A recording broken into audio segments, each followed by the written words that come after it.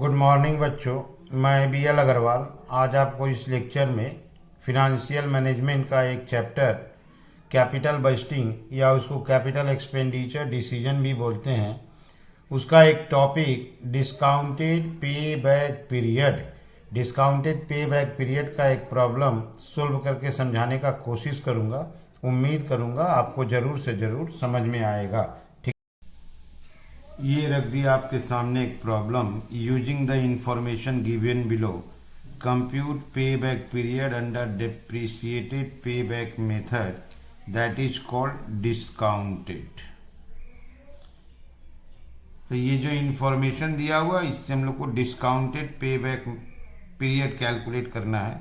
ये देखिए initial investment है 60,000, life of the machine 4, depreciation straight line होगा। अगर डेप्रिसिएशन कैलकुलेट करें तो आपका 15,000 होगा, स्क्रैप वैल्यू नील।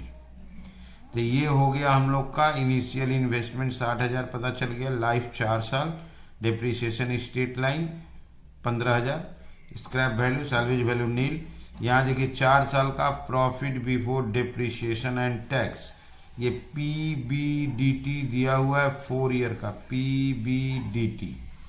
तो PBDT से पहले D माइनस होगा, T माइनस होगा तो PAT आ जाएगा, प्रॉफिट आफ्टर टैक्स। और फिर डेप्रिसिएशन प्लस होगा तो कैश इनफ्लो। तो अपना फर्स्ट टारगेट होगा कैश इनफ्लो कैलकुलेट करना है। तो PBDT दिया है तो पहले डेप्रिसिएशन माइनस टैक्स माइनस तो आपका PAT आएगा। अब PAT में डेप्रिसिएशन प्लस कर देंगे तो कैश इनफ्लो हो जाएगा। रेट ऑफ टैक्स देख लीजिए 40% है। इस कैश इनफ्लो को 8% से डिस्काउंट करा के क्यूमुलेटिव करेंगे तो डिस्काउंटेड पे बैक पीरियड आएगा। ठीक है, तो सबसे पहले यहाँ profit before depreciation and tax दिया हुआ है, इससे हमको पहले कोशिश करके कैश इनफ्लो पहुंचना होगा, उसके बाद डिस्काउंट करा के डिस्काउंटेड पे बैक पीरियड की तरफ जाना होगा। क्लियर है? चलिए इसको सोल्व करके देखते हैं। ये रख दिए फॉर्मेट आपके सामने, कंप्यूटेशन। अब देखिए नेट कैश इनफ्लो। तो नेट कैश इनफ्लो ईयर है 1, 2, 3 एंड 4।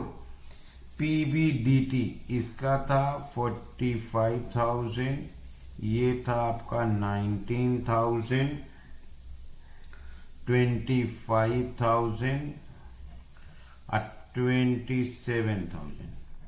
डेप्रिसिएशन 60,000 का कॉस्ट है, 4 साल लाइफ है, depreciation straight line method 15,000।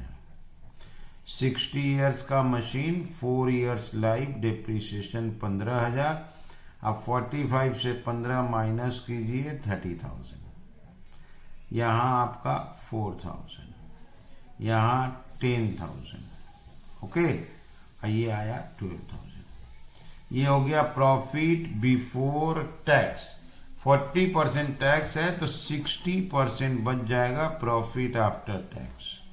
40% tax देते हैं तो 60% बच जाता है, ये हो गया profit after tax. Profit after tax में ये डेप्रिसिएशन का जब 15,000 रुपया प्लस कर देंगे तो कैश इनफ्लो हो जाएगा। तो ये हो जाएगा आपका 33,000, ये हो जाएगा 17,400, ये हो जाएगा 21,000, ये हो जाएगा 22,200। ओके, तो PBDT दिया हुआ था, डेप्रिसिएशन कैलकुलेट कर दिए, कॉस्ट डिवाइडेड बाय लाइफ किए, डेप्रिसिएशन आ गया। PBDT से डेप्रिसिएशन माइनस किए, PBT प्रॉफिट बिफोर टैक्स आया, 40% टैक्स बाद दे देंगे तो 60% बचेगा, इसका 60% कर दिए, प्रॉफिट आफ्टर टैक्स आ गया। प्रॉफिट आफ्टर टैक्स में डेप्रिसिएशन को अगर प्लस कर दिया जाए तो कैश इनफ्लो आ जाएगा। अब इस कैश इनफ्लो को डिस्काउंट करा के डिस्काउंटेड पे बैक पीरियड जाएंगे। देखिए उसके लिए सेपरेट फॉर्मेट रख दिए, फिर से ईयर 1, 2, 3, 4। अब कैश इनफ्लो आया है इसका 33,000, इसका आया है 17,400, ये है 21,000, 22,200। डिस्काउंट फैक्टर कैलकुलेट करना है, डिस्काउंट फैक्टर एट 8%। इसका कैलकुलेशन का फॉर्मूला होता है 1 divided by 1 plus r to the power n। तो 1 डिवाइडेड बाई 1.08 8% है, तो फर्स्ट ईयर में 0.926,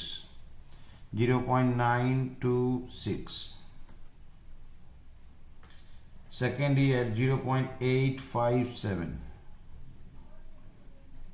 वही पावर 3 कर देंगे, थर्ड ईयर 0.794, पावर 4 कर देंगे 0.735। ये आ गया आपका डिस्काउंट फैक्टर।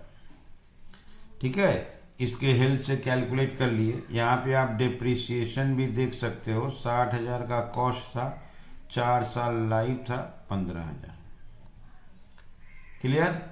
अब इसको इससे इंटू करना है, डिस्काउंट फैक्टर 0.926 इंटू 33,000, ये होगा PV of cash inflow 30,558, 30,558, 0.857 into 17,400, 14,912, 14,912, 0.794 into 21,000, 16,674, 16,674,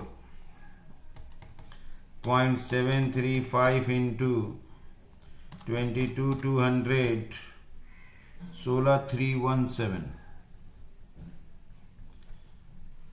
तो डिस्काउंट फैक्टर कैश इनफ्लो को इंटू कर दिए तो पीवी ऑफ कैश इनफ्लो आ गया। अब इसको क्यूमुलेटिव करते हैं, 35,558 ये रख दिए, प्लस 14,912, 45,470, प्लस 16,674, 62,144, प्लस 16,317, 78,461। अच्छा, इनिशियल इन्वेस्टमेंट आपका, इनिशियल इन्वेस्टमेंट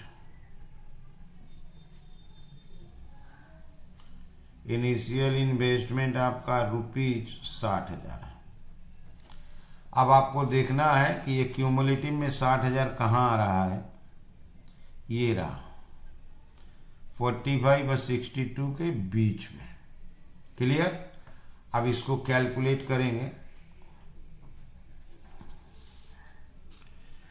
डिस्काउंटेड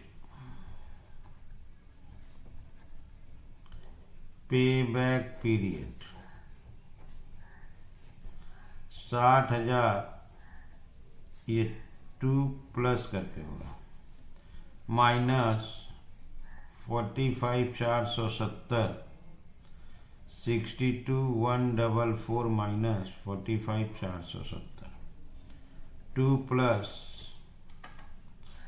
ऊपर है 60,000 माइनस 45,470, 14,530 का है यहाँ जरूरत।